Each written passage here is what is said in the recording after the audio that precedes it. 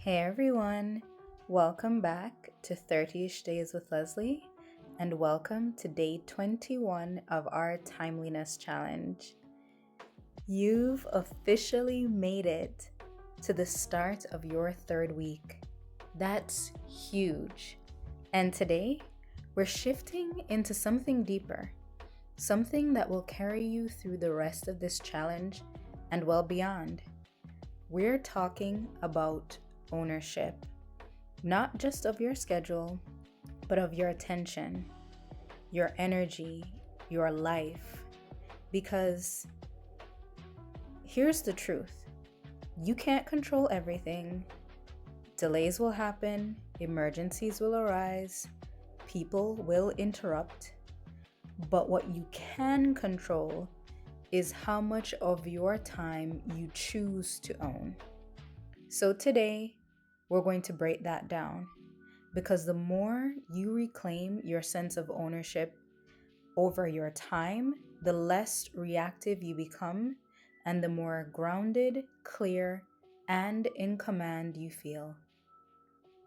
Let's explore this with 4 deeper parts, each designed to help you reflect, reset, and reclaim. Part 1: The myth of powerlessness. Let's start with something real. So many of us carry this unconscious belief: I have zero input into my time. And sure, your job is demanding. And yes, you cannot control everything around you. Your family does need a lot from you. Your calendar is booked back to back. But underneath all that, there's a mindset that subtly gives away the power you do have. It sounds like, I don't have the time, I have to do this, there's just no space. And that belief, it creates a feedback loop. One where you feel stuck, overextended, and out of breath. So let's pause here. Where are you telling yourself you don't have control of your time? And what part of that story isn't entirely true? Yes, obligations exist. Yes, other people matter. And no, you cannot control everything. But you are the gatekeeper of your attention. You get to choose what you say yes to and what you start shifting and phasing out. Even small ownership shifts can radically change your day and how it feels. So, let's ground this in reflection. Where in your life do you feel powerless over time? What if you could take back just one area of choice today? How would it feel to remember that you have agency even when things feel tight? Let's let that question linger for a moment before we move on.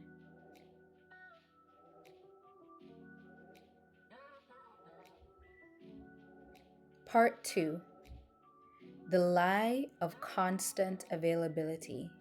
Now, let's talk about boundaries. One of the most common time traps is this: feeling like we have to be available to everyone all the time. Emails, texts, Slack messages, family group chats, phone calls in the middle of dinner. But being constantly accessible means your time is constantly fragmented. You're always on call, always interrupted, always reacting. So here's your reminder: you're allowed to be unavailable. You're allowed to put your phone on Do Not Disturb. You're allowed to close your inbox for a few minutes, maybe even an hour. You're allowed to protect your deep work time and your rest, because boundaries aren't barriers, they're filters. They help you protect what matters most from the noise that doesn't. So ask yourself, where am I too available? What is that costing me in focus, in peace, in progress? What boundary could I experiment with today, even just for 30 minutes? This is about reclaiming space, not to be selfish, but to be present. Let's move to the next layer. In part 3, we're going to be talking about moving from time management to time leadership. Here's a reframe I want to sit with you. You're not just managing time anymore. You're learning to lead your time. Time management is reactive. It's to-do lists, it's calendar blocks, it's squeezing every little thing in. But time leadership, that's different. It's about vision, it's about intention, it's about knowing what matters most and letting go of the rest. When you step into time leadership, you start asking different questions. What kind of life am I creating with the time I have? Can I align my calendar with my core values? Am I designing my day, or am I just surviving it? This is the next level of your journey. You're not just trying to be punctual anymore. You're becoming someone who leads their time with clarity, courage, and compassion. So ask yourself, what does time leadership look like for me today, this week, this season? Where can I lead, even in small, quiet ways? This is your invitation to upgrade the way you see yourself, from someone who chases time to someone who shapes it. Part 4, your week 3 reflection practice. Now, let's land all of this with space to reflect and write. We'll move through 5 prompts and leave 30 seconds behind each one. If you need more time, feel free to pause the audio or write beyond the timer. Here we go. Prompt 1. Where in my life have I been giving away ownership of my time, and what's it costing me?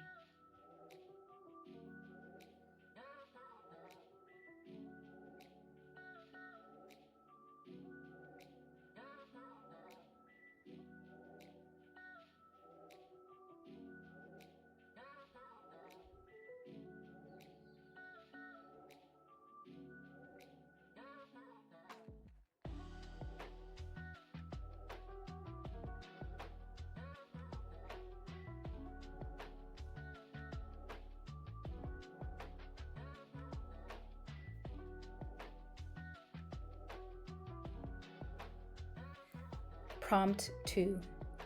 What belief about time or control am I ready to challenge this week?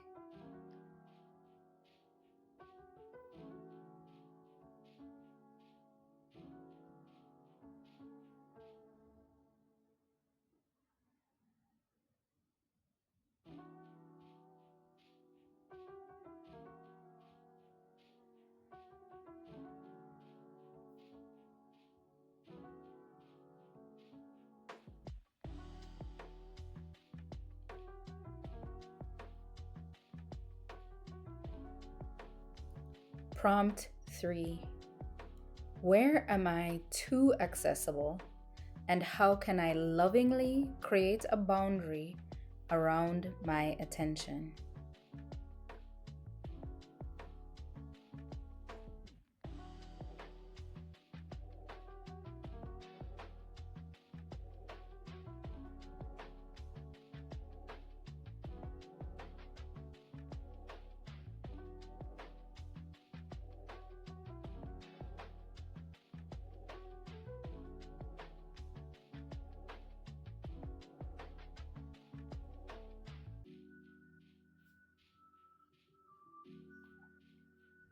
Prompt 4. What's one small way I can practice time leadership today, even if it's imperfect?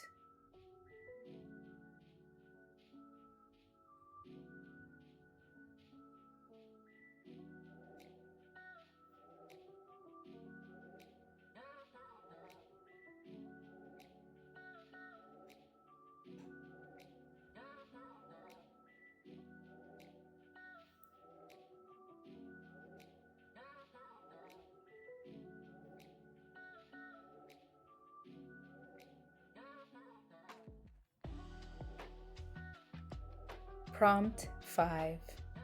How does it feel to reclaim my time? Not perfectly, but intentionally.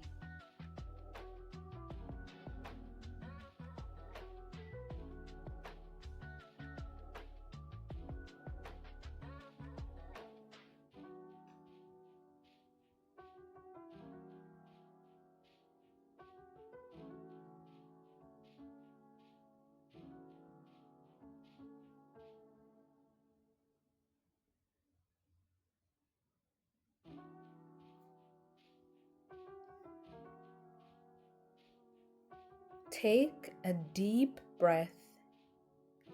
Let whatever surfaced today settle into your awareness. You don't need to solve everything at once. You just need to keep choosing, keep claiming, keep coming back to leadership. One moment, one decision at a time. So in closing, this week, you will stop apologizing for needing time. You are not selfish for wanting space. You are not flaky for protecting your energy. You are not rigid for having structure. You are allowed to need quiet. You are allowed to take your time seriously. You are allowed to move from obligation to leadership. This is day 21. And this week, you claim your time. You're doing the work. You're building new patterns. And you're becoming someone who doesn't just show up on time, but you show up in leadership, in power, and in peace. Until next time.